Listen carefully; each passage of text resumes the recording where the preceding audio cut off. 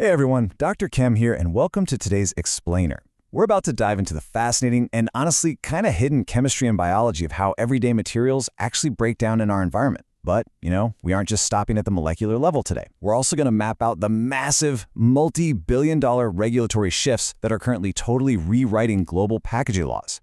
It's a really wild journey from microscopic bacteria all the way to international borders, and it's going to completely reframe how we think about every single thing we throw away. All right, let's kick things off with a totally mind-blowing fact.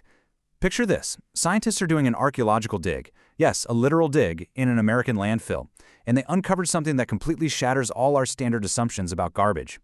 Buried deep in the trash, they found perfectly preserved heads of lettuce, 50-year-old newspapers that you could still easily read, and yes, a perfectly preserved 40-year-old hot dog. Now, these are organic items, right?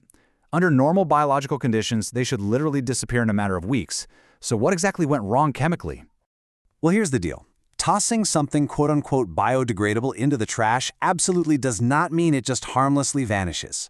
Modern landfills are essentially giant, tightly sealed time capsules. They're compacted so densely that they lock out oxygen, moisture, and light. And those are the three absolute crucial catalysts that environmental microbes need to survive and break down organic bonds. Without those elements, natural decomposition just comes to a complete standstill. So let's look closer at the actual science of biodegradation, literally breaking it down. When we look at this at a molecular structural level, the contrast is just stark. Biodegradable matter is made up of natural polymers, and naturally occurring bacteria and fungi actually have specific enzymes designed to recognize these structures as food, metabolizing them into water, carbon dioxide, and biomass. Synthetics, on the other hand, like petrochemical plastics, they feature molecular bonds that are completely alien to nature. Because microbes just don't have the enzymes to digest them, they persist in our ecosystems for centuries, creating massive, long-term environmental and resource consumption challenges. Now, as scientists, we don't just guess about this stuff, right? We evaluate biodegradability using rigorous laboratory methods like respirometry tests. We take a solid waste sample, place it in a controlled environment loaded with soil and microbes, aerate the mixture, and continuously monitor the chemical changes over time. As those microorganisms break the chemical bonds, they essentially breathe out carbon dioxide. By tracking the exact amount of CO2 produced, we can calculate the exact rate of degradation. Which brings us to the actual timelines of our trash. Let's see how long these materials really stick around. Think about a banana peel. It's packed with accessible nutrients, so microbial activity completely destroys it in just 3 to 4 weeks. A cotton t-shirt, which is made of natural cellulose fibers, takes about 6 months. But man, the leap to inorganic synthetic materials is massive. Tin cans take up to a century. That standard plastic bottle, which is shielded by really tight synthetic polymer chains, will linger for nearly half a millennium. And glass, since it's an incredibly stable silicate, it can persist for up to 1 million years. And the scale of this persistence is just extreme. Take aluminum cans, for example. Sure, they are highly recyclable, but if they escape the recycling loop and end up in a natural ecosystem, their structural integrity can take 1 million years to degrade. Because metals require completely different oxidative processes to break down, in human terms at least, their persistence in the environment is effectively forever. Okay, moving on to the landfill illusion, what I like to call a preserved past. Since landfills are so heavily compacted and completely oxygen-free, that standard aerobic breakdown we just talked about halts completely. Instead, the environment becomes a breeding ground for anaerobic bacteria. As these particular bacteria slowly digest the organic matter without any oxygen, they trigger a chemical reaction that produces landfill gas, which is a really toxic mix of carbon dioxide and methane. And since methane is a highly potent greenhouse gas, it means even natural organic materials become a massive environmental liability when they're trapped in these conditions. To really drive this chemical reality home, let's look at the Rochdale landfill as a global example. The quote goes, "Every disposable nappy ever buried at Rochdale landfill is still there. Many parts of the nappy will never break down completely. Petrochemical products buried in landfills are totally shielded from environmental degradation catalysts. Every single disposable diaper, which is loaded with synthetic polymers, just remains intact, serving as an indefinite burden on the environment." So, we desperately need to clear up some confusion here regarding packaging labels. Let's look at compostable versus biodegradable.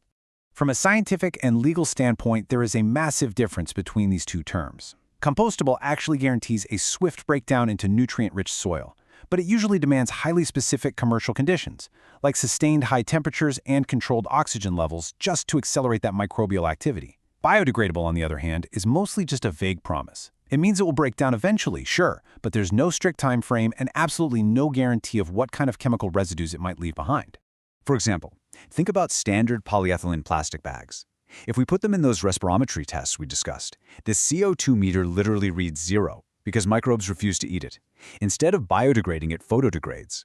UV light from the sun brutally severs the polymer chains until the plastic shatters into microscopic granules. It doesn't magically return to nature. It just becomes permanent microplastic pollution, accumulating in our rivers, oceans, and complex ecosystems. Because of this permanent pollution, governments are finally stepping in. Let's look at the 2025 regulatory wave and its global business impact. Check out this number, $36.4 billion. That is massive.